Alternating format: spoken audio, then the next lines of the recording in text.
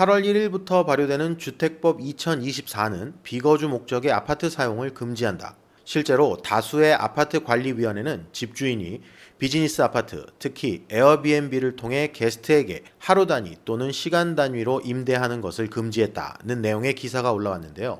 지속적으로 문제가 되고 있었던 상황이죠.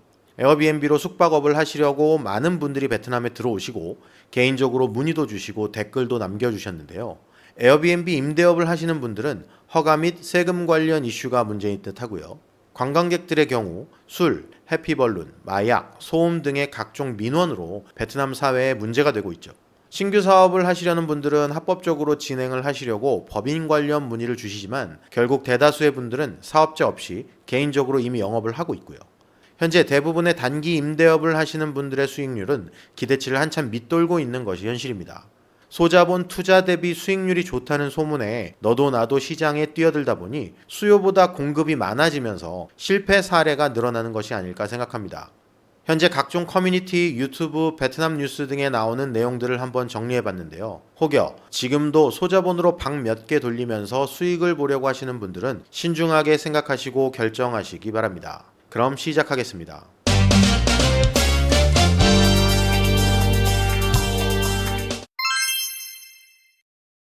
공식적으로 개인 주택을 공유하는 것은 불법이다 라는 조항이 없습니다. 그래서 많은 분들이 해도 된다, 안 된다 의견이 갈리는 것 같은데요.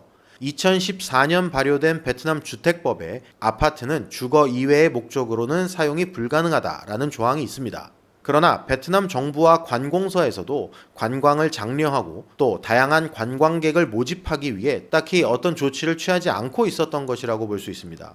단기 이용 고객들이 성매매 마약을 하고 늦은 시간까지 시끄러운 파티를 즐기는 것들 때문에 민원도 많이 발생하고 실거주자들에게 피해를 주는 일이 너무 많이 발생을 했던 것이죠. 하지만 대대적으로 단속을 한다거나 단기 임대로 인한 처벌 사례가 거의 없었기 때문에 많은 분들이 단기 임대 사업에 뛰어들었죠. 외국인이 아파트를 임대하는 것, 이것은 당연히 불법이 아닙니다.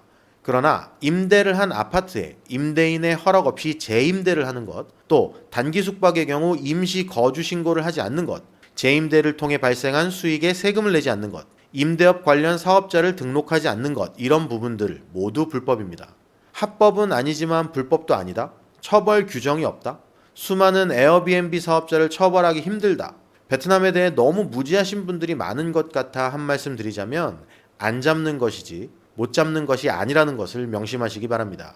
베트남은 사회주의 국가입니다. 큰 범죄를 저질러도 돈으로 해결할 수 있는 나라이기도 하지만 마음 먹고 정부나 공권력이 권력을 행사하기 시작하면 말도 안 되는 사소한 일만으로도 법의 심판을 받을 수 있는 나라입니다. 진지하게 고민하고 신중한 결정을 하시기 바랍니다. 이 부분도 다양한 의견이 있습니다. 위 기사의 내용으로 보면 에어비앤비를 통해 게스트에게 하루 단위 또는 시간 단위로 임대하는 것을 금지한다 라고 이야기를 하고 있습니다. 그럼 일주일은 괜찮겠네? 한 달은 괜찮지 않을까? 이 기준이 좀 모호하죠.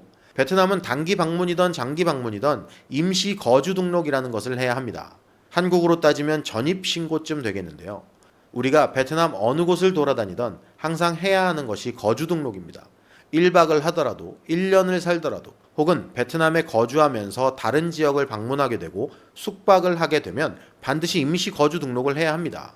베트남 시골에 방문해 보신 한배 가정분들은 잘 아시겠지만 처갓집을 방문해도 처음 보는 외국인이 숙박을 하게 되면 공안이 귀신같이 달려옵니다.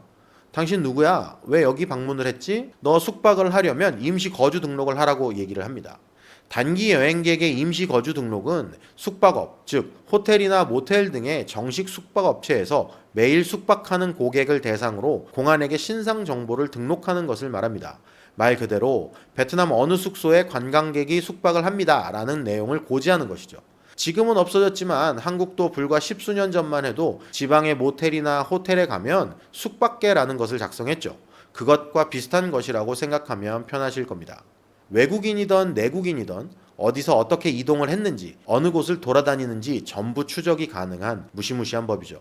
장기 임시 거주 등록은 1개월이든 1년이든 임대 계약을 하고 난 후 실거주를 하는 곳에 집주인이 거주 등록을 해주어야 하는 것이고요. 정상적인 숙박업소는 당연히 매일 임시 거주 신고를 하게 되어 있어 관광객이나 외국인이 특별히 신경 쓸 일이 없습니다. 또한 실거주를 하시는 분들은 임대 계약을 하고 나면 부동산에서 알아서 처리해주는 경우가 대부분이고요. 집주인이 직접 단기 임대를 한다면 좀 수월합니다. 게스트를 받을 때마다 임시 거주 신고를 하면 되니까요.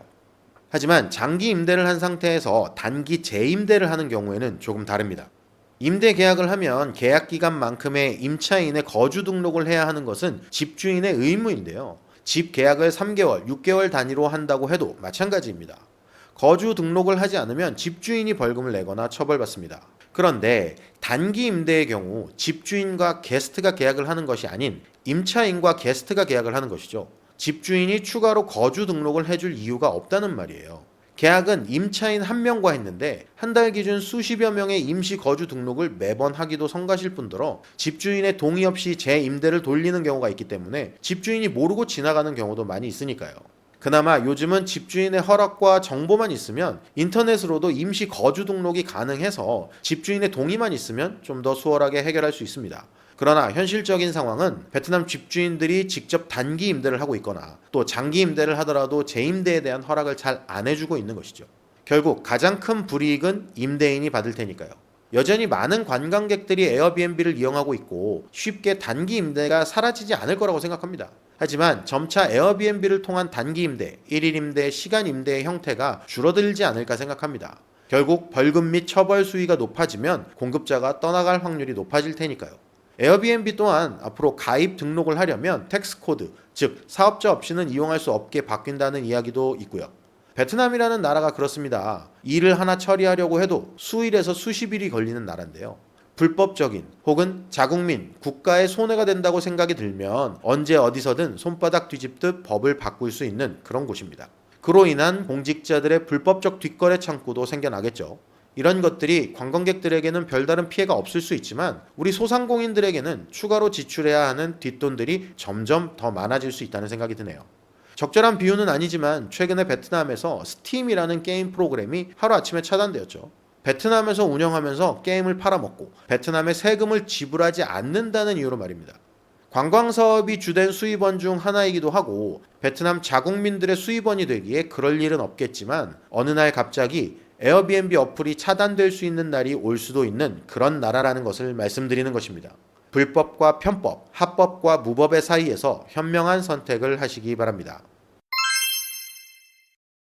베트남 법은 정말 귀에 걸면 귀걸이, 코에 걸면 코걸이가 될 수 있는데요. 이 사람을 잡아놓고 돈 좀 뜯어야겠다 싶으면 편법이 불법이 될 수 있습니다.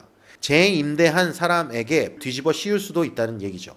대부분의 경범죄를 저지른 사람들은 현장에서 뒷돈을 주고 협의를 하는 것이 비일비재하죠. 점점 발전하고는 있지만 여전히 다양한 경우의 수는 존재합니다.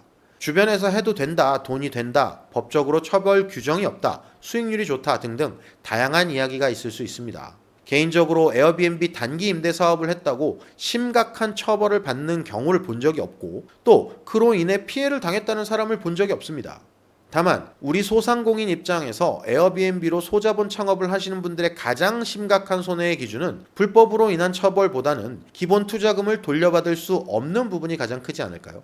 월 1,500불짜리 고급 아파트를 기준으로 5개의 아파트를 계약을 했다고 한다면 계약하는 것에만 22,500불이 들어가고 기타 전기, 수도, 관리비에 인테리어, 가구 등을 포함한다면 3, 4만 불은 순식간에 날아간다고 보면 되겠네요.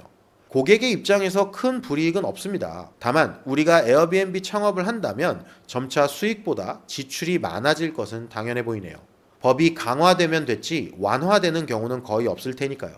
물론 법이 강화되는 상황에도 누군가는 편법의 구멍을 찾아내겠죠. 부디 소자본으로 편하게 수익 좀 챙기자는 섣부른 생각은 하지 않으셨으면 합니다. 끝으로 몇몇 뇌 없는 관광객들로 인해 현지 거주민들이 피해를 보는 상황이 많이 발생을 합니다. 특히 성매매, 마약 등의 쾌락과 유흥만을 목적으로 베트남에 방문하시는 어설픈 베트남 전문가분들 정말 제대로 셋업 한번 당하고 후회하지 마시고 유흥은 유흥에서 끝내고 하지 말라는 불법은 좀 하지 맙시다. 후진국이라는 이유로 막말하고 매너 없이 행동하고 식당 종업원들에게 성희롱 및 성추행을 하는 이런 몇몇 어글리 코리안들 때문에 대한민국 국민이라는 자부심을 갖고 살아가는 교민들 얼굴에 먹칠하는 일이 없었으면 합니다. 오늘은 2024년 현재 베트남 소자본 창업 중 많은 관심을 가지고 계시는 에어비앤비에 관련한 이야기를 해보았습니다. 부디 불법, 편법, 합법을 따지기 전에 당당하고 떳떳하게 비즈니스를 할 수 있는 것인지 알아보시고 말도 안 되는 수익률, 과대 포장된 시장에 헛발질하는 일이 없으시기를 기원합니다.